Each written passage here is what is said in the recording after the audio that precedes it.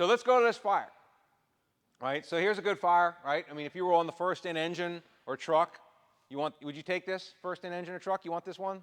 This a good night on the nozzle or a good night to be on the inside team or whatever? Okay, right? So how about this fire here? You know, would you say at this fire that it's going to be really important that we have a talented, well-trained, seasoned incident commander in a stationary command post, distraction-free, tracking their companies on a tactical worksheet, right? Good depth of resources on scene, kind of organizing the incident maybe into some divisions and groups and all that kind of stuff. Would you say that's critical to the outcome of this incident? I appreciate the nods. I appreciate you guys entertaining me. Somebody want to really answer the question? Exactly. What are you thinking? Yeah, you give me a nozzle and a friend with a Halligan bar, and you give us 5 minutes, and this will be all done and over with before you can sharpen your little colored pencils and talk fancy on the radio.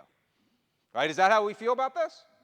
This is how we think about that incident. And so, you know, a lot of departments will go to this fire, and how will they act? That way. They'll act that way. It's a bread and butter fire. We don't need to do this. We don't need to do that. We don't need all this nonsense. We don't need to do too much of this. It's like they're trying to play by the Price is Right rules. You know the Price is Right rules, right? As close as possible without going over. Right? That you ever see fire departments that's their operational mentality? How little can we do and still get away with this? Right? And so we'll go and, hey, maybe we didn't catch a water supply, maybe we didn't have a RIT team, maybe the incident commander was running around the yard, not tracking any companies, and what happens? What happens? Maybe it goes south. What really happens? The fire goes out. The fire goes out just like we said, and so we go back to the firehouse, and what do we all do? See, I told you we didn't need to do all that extra crap. See all these bozos on the internet doing too much of this, doing too much of that, calling all these companies, sitting in cars, writing on paper. Bull crap. We up here doing the men's work, putting fires out. Right? And because we went there, we cut the corners, and we were successful. So how does that make us feel? It reinforces it. It reinforces what ultimately is the bad behavior. So we go to another fire, and you know firefighters, right, they like dumping on diving boards, right? And so, you know, if the last time you went 1 foot in the air, what do you want to do now? 2, 5, 10. So each time we go to these fires, we get a little bit more, you know, willing to cut these corners. We go a little bit further. We jump a little bit higher, right? And we keep getting away with it. We keep getting reinforced. And then one night, what happens? Boom! Somebody's dead. And now what are we all doing? Now we're all crying at the kitchen table. My God, how did this happen to me? Woe is me. How did this ever occur? How did it happen? You guys have been working on that for 20 years, right? You guys have been baking that cake for the past 100 fires, and you're surprised at the outcome. You get what I'm saying? And we'll come back and talk about this more in a little minute, but I mean, a lot of people think these things don't matter at these kind of fires. It is a dangerous mindset because, and I didn't trick you, I've shown this picture to thousands of firefighters and gotten the same answer. We all look at this and we say bread and butter fire, right? But again, what about this picture tells you that there's not 2 kids trapped in the second floor rear bedroom? What about this picture tells you that the roof didn't just collapse on the hose team? That somebody didn't just run over your supply line and take your water supply out? That there's only 3 people on this scene? That somebody just called a mayday for a mask emergency on the top floor? You get what I'm saying? I'll make you a wager, and you let me know if you want to take me up on it. You know, I don't know where you all are from, but I bet you that I can come to your town, and I can take the building that you are most comfortable with, the building that you go to all the time, the building type, whether that's a row home, you know, a single-wide mobile home, a 9-story high-rise or whatever, and I can take this fire that you go to all the time and feel the most comfortable about, and I can make it the worst night of your life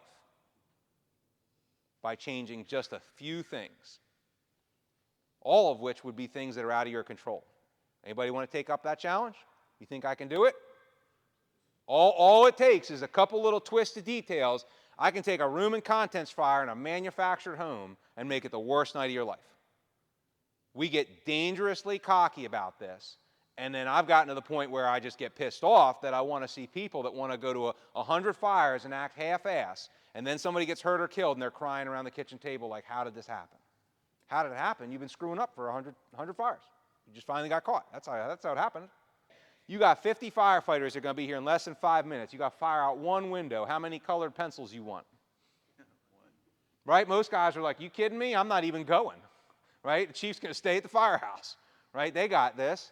But we fast forward a couple minutes, and you have an advancing fire. They can't get water on it. You know, that's a whole other part of the story. There are window bars all around the house. Burned firefighters are rolling out the door one after the other. Half the house just fell down, and you got a mayday for one of your guys that's inside. How many colored pencils you want? You get what I'm saying? Did that chief want help? Did that chief want things done? Yeah, absolutely. Now, if you've gone to this fire and you started out, you know, being cocky and half-assing it because this is a bread and butter fire and I don't need all this fancy stuff, and all of a sudden this stuff starts to happen, are you going to be able to get up to speed in enough time to do anything about it? Nope. You are going to play the hand that you've already dealt yourself. If you don't have enough companies on scene, if you haven't built out your command structure, if you haven't been tracking where your companies are, you know, if your people are not prepared and talented to do their job, there's nothing you're going to do about it now. And we already talked about what the outcome is, right? We already talked about what the outcome of tonight could be and what your part's going to be in it, right? So that's what you got to kind of ask yourself, right? Good command matters at all fires. Right? It's not about me. It's not so I can get out of the office and do something with my bugles or wear my helmet or something. You know what I'm saying? What it is about these guys going down the hallway, your firefighters. I think every fire officer, every fire chief would say that their number one job is to send their people home. Right? And that's what this is about. And it's about that little girl and her mother. And that you are the only fire department they get tonight. You are the only chance they get to keep their family together. Right? I think one of the things that most chief officers miss, I never knew this, was that most command happens off of the fire ground.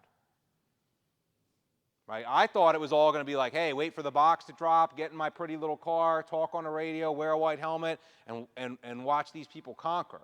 And what you realize is that most of what makes a fire ground successful or unsuccessful depends on what those leaders, fire officers or chief officers, have done prior to the incident going out, right? But the big question you got to ask yourself, you know, is are you ready for your very next fire